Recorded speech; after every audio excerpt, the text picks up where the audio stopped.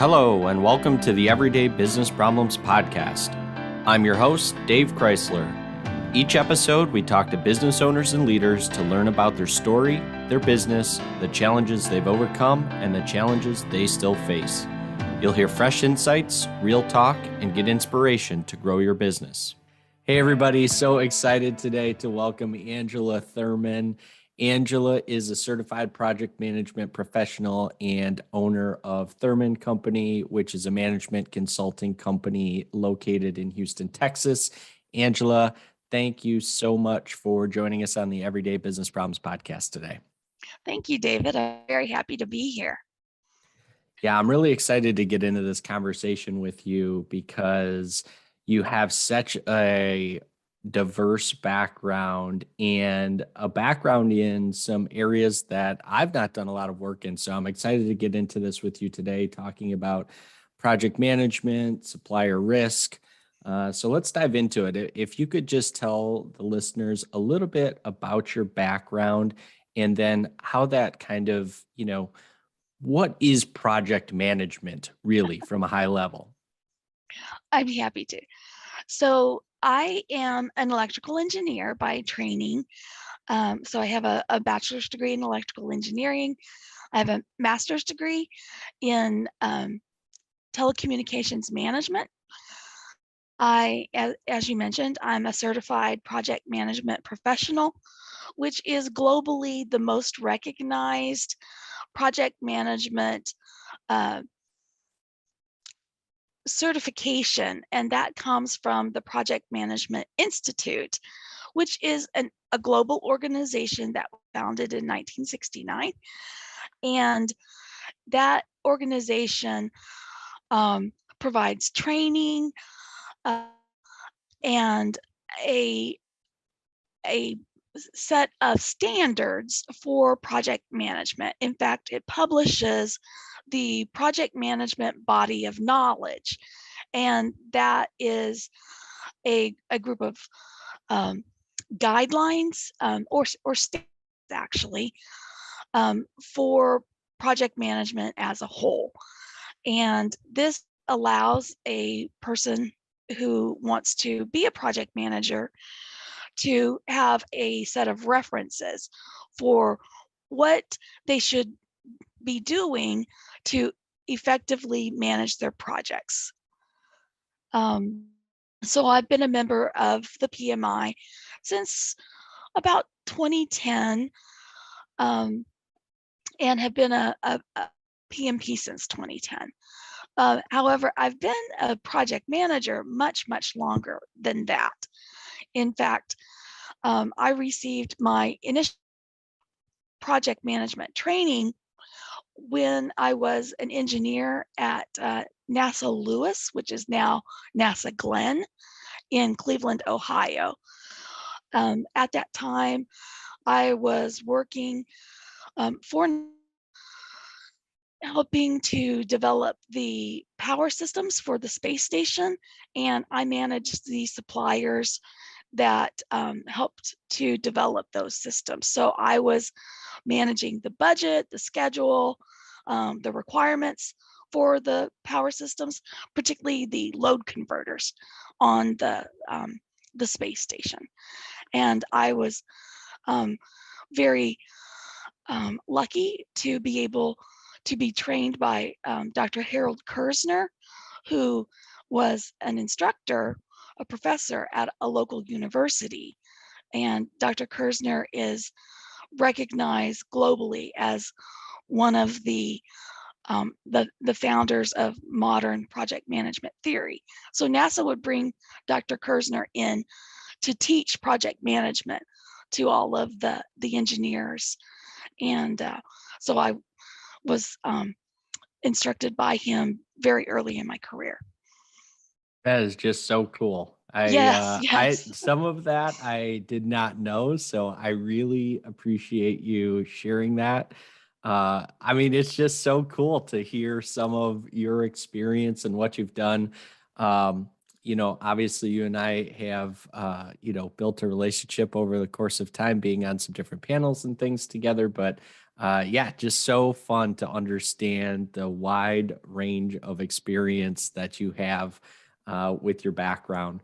What would you say, are some of the major challenges that you see most often when it comes to project management? I mean, you've been a part of some really complex projects, and Mhm. obviously, the more complex, the more potential challenges there are. But what are some of the things that you see from a recurring standpoint on maybe some simpler projects and on some of those really complex things that you've been a part of? Mhm. Well, something something just as simple as it's it's the duty of the project manager to validate the requirements. And so um, several years ago, I was on a telecommunications project, and um, so the attorneys had gotten the contracts completed, and everyone had signed off on the contracts, and that was all well and good. And then the requirements had flowed down to me, who at that time I was a project engineer, was my title, but my role was actually, project manager. And the requirements flowed down to me, and it's like, oh well, this is not going to work, because the way the contracts were written, um, from the customer side of the contract, it said the meet point for this fiber optic connection is going to be the manhole in the street. And the supplier side of the contract, which is what my role was, said the meet point for this connection is the back of our equipment on the ninth floor of this building. And I'm like, did nobody realize that those two things are not the same? And so it was, while the contract was perfectly legal, it was not technically feasible. And so we had an issue. And by the way, that's kind of how I got interested in contracts. And that kind of launched that part of my interest and my career. Got it. So in a situation like that, I mean, what's kind of the next step? I mean, it's interesting because I did not realize, as again, and maybe this was just happened to be part of that particular role and that particular scope, but I guess from my standpoint, I didn't realize some of the intricacies that you end up highlighting because of your project management experience and knowing, right, when you read these two things, hey, we've got a problem here. So, what does the next step look like in terms of being able to resolve that? Because again, being responsible for bringing this project home, that's obviously a major component of it. We've got to make sure that both sides are not only communicating, but match up so that you can deliver, what the expectation is for that particular project. Well, in that particular case, it was this particular location was in Chicago, and our schedule. So obviously, work stopped, and um, the city of Chicago had a moratorium that you could not um, disrupt the streets between the beginning of November and the end of January. So we couldn't um, go in and dig up the street to pull new fiber out of that manhole into the building. So our schedule was delayed. There were the additional costs to pull new fiber.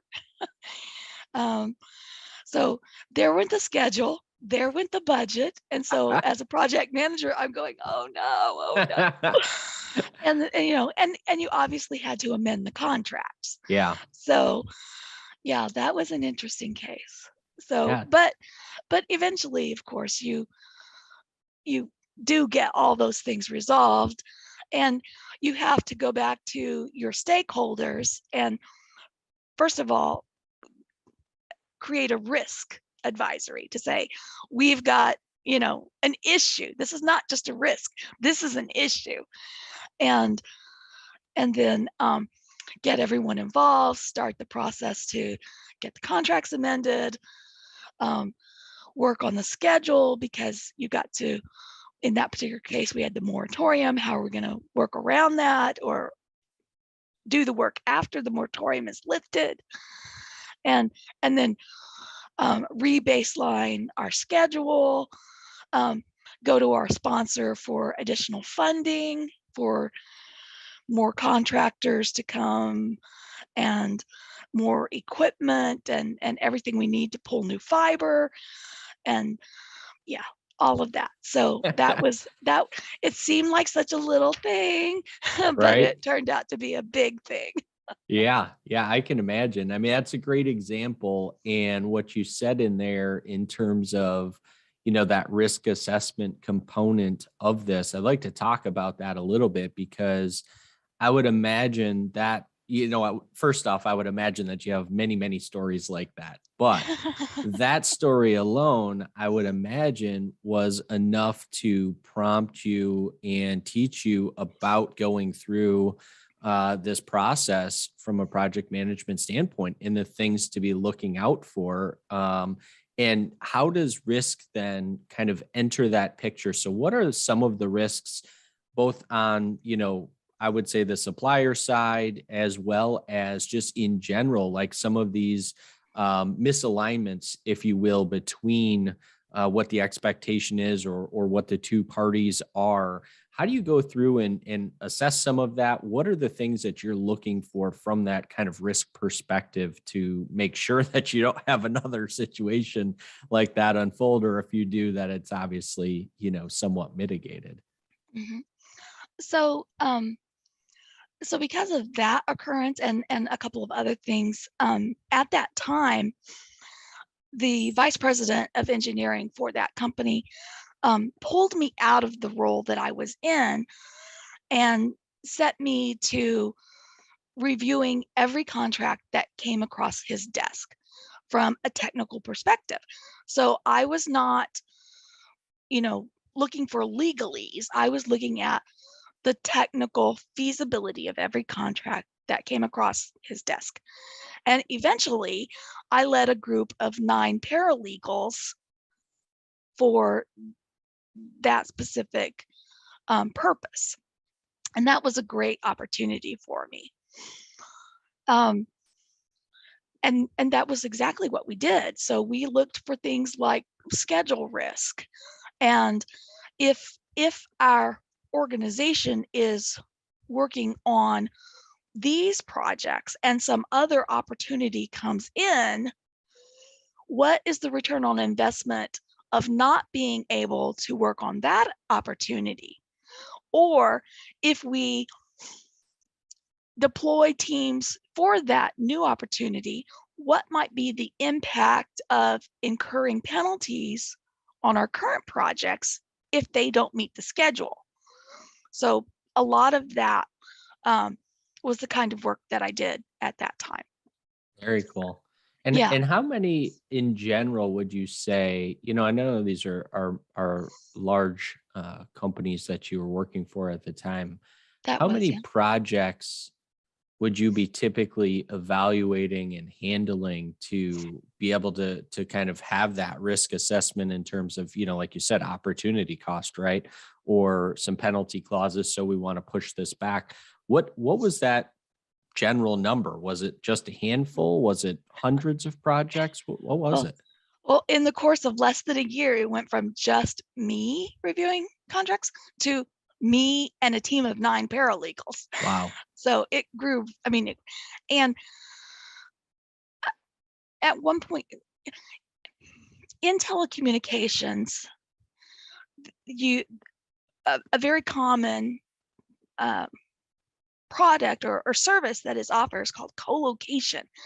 So you build out a space and you have not only your telecommunication services, but power and so forth. And your customers will be co-located in your space to take advantage of that. And usually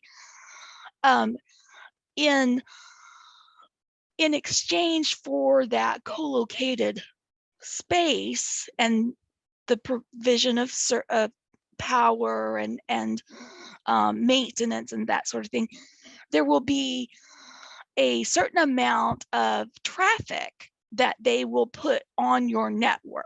So there's the expectation that they'll be using your services, your telecommunication network, in exchange for that space and power. And that's always written into the contract. And it's usually some sort of minimum. So a minimum amount of traffic each month. Well, we discovered that while that minimum was written into the contract, most, if not almost all, of these customers were not meeting their minimum billing requirements. But no one had notified accounting that there was this minimum. And so they were just being billed their actual usage. And this had been going on for years. Wow. And so it wouldn't have been very nice to go and just suddenly start hitting this customer. Let's say that they were actually using $100 worth of service and the minimum was $2,000 a month. Well, to just suddenly drop a bill from $100 to $2,000, or to back bill them 2 years, which is a typical number, to say, oh, you know what, we forgot to bill you for the last 2 years at $2,000 a month. So here you go. That wouldn't have been very nice. So what we did was account for all of that and provide our leadership and accounting and, all the revenue teams this summary statement and say, here's the money that's been left on the table for the last 2 years. And we recommend notifying everyone that says, all these customers, to say, here's what you've not been billed, and going forward, we will begin to bill you the actual contract rate.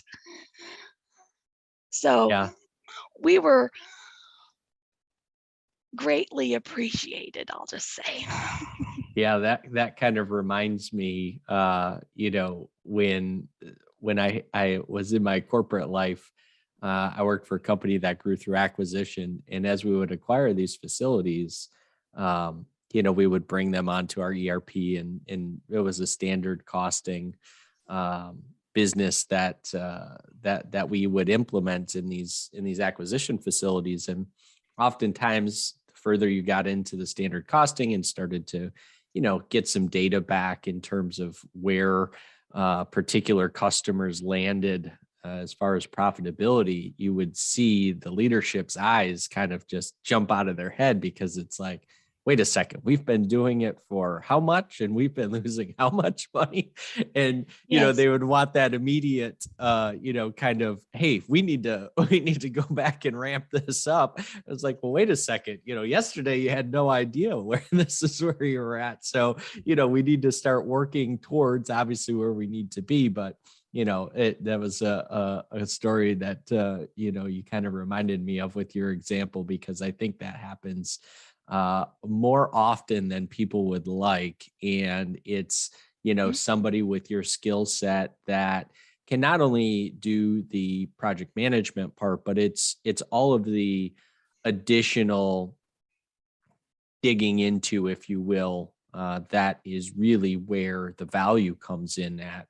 So, Angela, can you talk a little bit about some of the maybe more recent projects that you've gotten into? Because I know you've been doing some different project management and helping businesses, implement systems and things like that. So maybe could you share with us just a little bit about a couple of the latest projects that you've got going on? I can, in a limited sense, yes. Sure. So So I recently worked for a software company that needed to revamp their educational platform. So as you're aware, a lot of software companies or companies that manufacture equipment, for example. So let's say that you have routers or some sort of technology-based equipment. On your website, you'll have training material, or you'll have a program to train the people who want, and I'll just use Cisco for an example. They'll have a training program, and you can become a Cisco certified professional, and a lot of this training is available for free, and that's very common in the industry. Now, the certification itself is not free; just the training material is free, and having that certification has a certain value. It gives credence to just like the PMP has value. Sure. To me, it shows evidence that you have this skill set, and it's something nice to have on your resume and whatnot. So this particular software company asked me to come in and serve as the project manager as they begin to refresh their training program. Their not so much for their commercial customers, but for their university programs, and for individuals who would want to take their training outside of a commercial situation. Got it. So that was really, really interesting. I got a lot out of it. I hope they got a lot out of it as well. And it gave me the opportunity to work in an industry different than what I typically serve. And I learned a lot of new things. But because project management, the skills are highly transferable, that I think that was very effective. Yeah, I mean, from my standpoint, it feels as though project management is, similar to business consulting, right? It's for the most part, and there's some intricacies depending on how deep you get into specific verticals, but for the most part, it's industry and business agnostic, right? The advice is typically the same.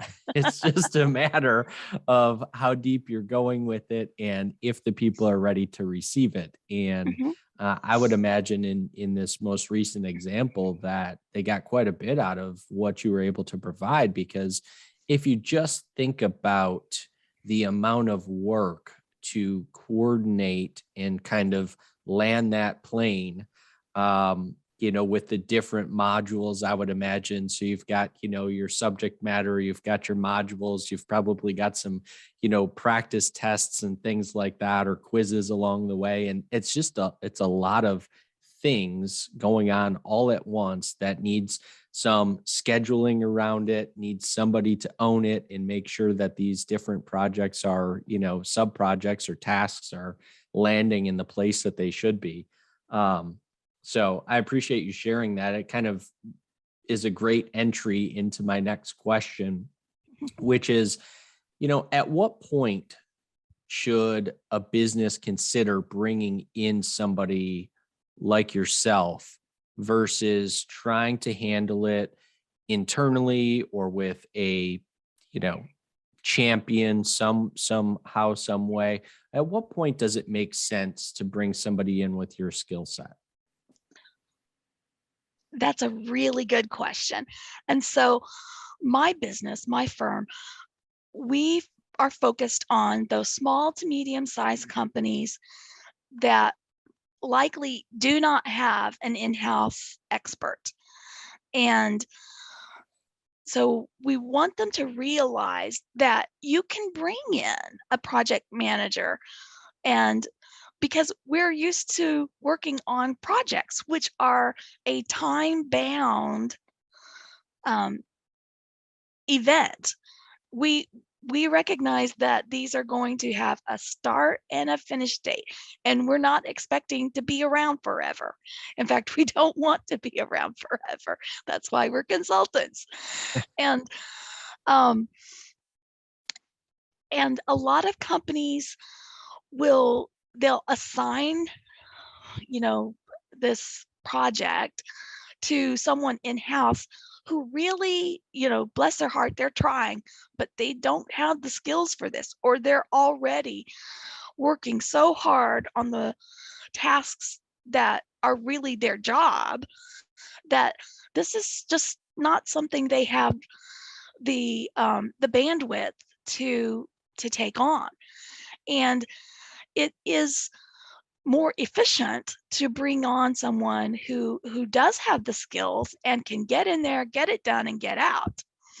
And I just hope that people will hear that message. So the time to bring in a consultant is as soon as possible. As soon as you realize we've got a project, we've got something we want done, and we know that we need it done by a particular date, and we've got the resources, we've got some funding, we've got a sponsor who's ready to champion this, then bring in a project manager to help you see it through. I just think that is the way to go. And I'm hoping that more and more companies will begin to see that.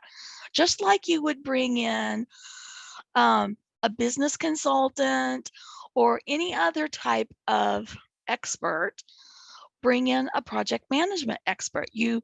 Unless you're willing to begin to invest in a project management office, and begin to hire people to do that, a consultant really is the best way to go. Yeah. I think for a lot of business owners and, business leadership teams, I think the challenge is not understanding what the real opportunity cost of trying to handle some of these projects internally, Mm-hmm. right? You mentioned about not having the skill set. I mean, let's just talk about the tools, right?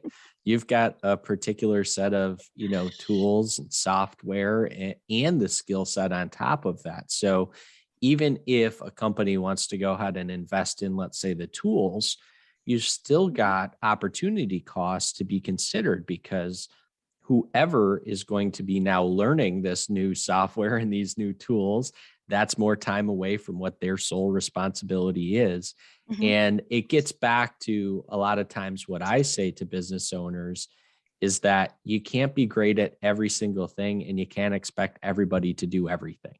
Right. So just like you as a business owner may not love accounting, and so you bring in a CPA or a bookkeeper or what have you, it's the same type of thing. So you have to evaluate those opportunity costs. And I think that is what is really missing in terms of people seeking out somebody like yourself, because they're not looking at it from the big picture. It's kind of very, well, this is what's right in front of me. We've got this project, some so-and-so can handle it because they've got a couple of hours in their day. So that would be my advice, to make sure that as a leadership team, as a business owner, that you are really stepping back and evaluating the full opportunity cost, Mm-hmm. and comparing that to somebody who is an expert at project management, that has the tools, that has the skill set, that can get in, get out, manage the project, bring it in on time and hopefully under budget, and, be able to execute against that. So I appreciate you sharing that with us. So do you have any, kind of final thoughts to share, Angela, in terms of what people should be looking out for as these projects are coming their way, as it relates to, again, bringing somebody in like yourself? What are some thoughts that you would share with somebody that's, maybe early stages and or late stages of Mhm. understanding what this is all about and what they need to do moving forward? I think that, yeah, I do. There are a few things. So just because you purchase Microsoft Project and you throw it at someone does not make them a project manager. That is a wonderful tool. I love Microsoft Project, but I've been using it for, 20 plus years. And an another thing is that a a a a real grown-up project manager is going to bring a deep understanding of things like dependencies and risk that are the things that are going to really hold you up, and to be able to identify those early and mitigate risk is where the value of a project manager can really be seen. I have a perfect example of this.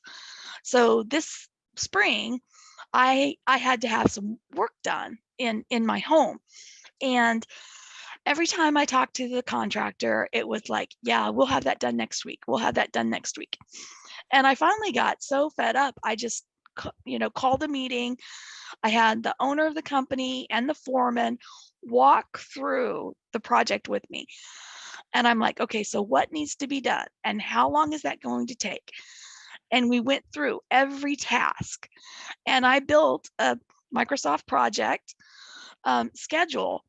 And I showed him that because of the dependencies, you can't paint the cabinets until they're built. And you can't put the granite countertops on the cabinets until the paint has dried, and it's going to be 3 days for the paint to dry. All of these things. His very optimistic schedule simply could not hold. And here's what the realistic schedule was.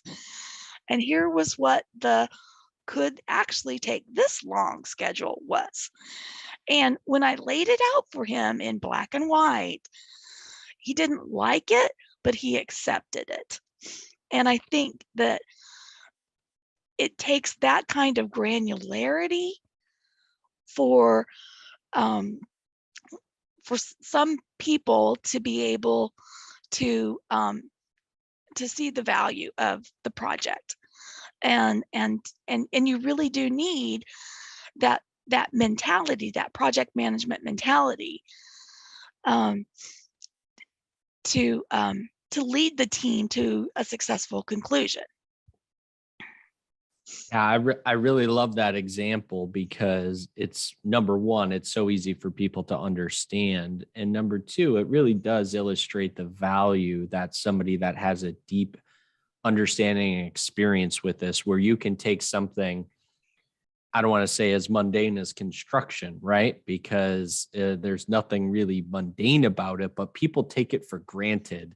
You hear a lot of those similar stories in terms of, oh, we can get to that next week. And whether that's the project being wrapped up or the project starting. And you hear Mhm, that time and time again from the end users, right? And as mhm. construction companies go, that is very prevalent where there's a lot of over promising and under delivering.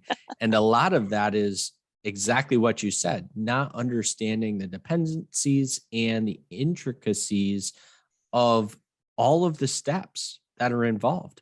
And Mhm. obviously, that is a very, simple example that you gave. And the more complex the industry, the more complex the project.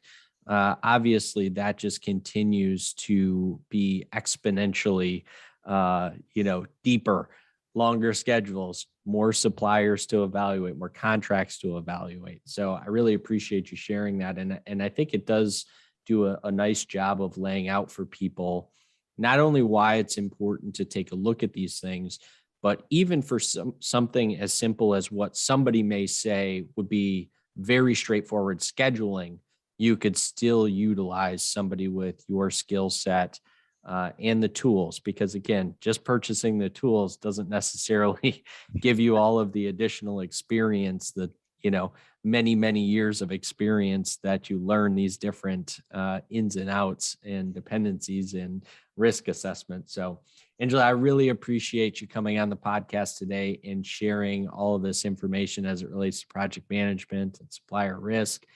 If people want to learn more about you and connect with you, where's the best place for them to find you?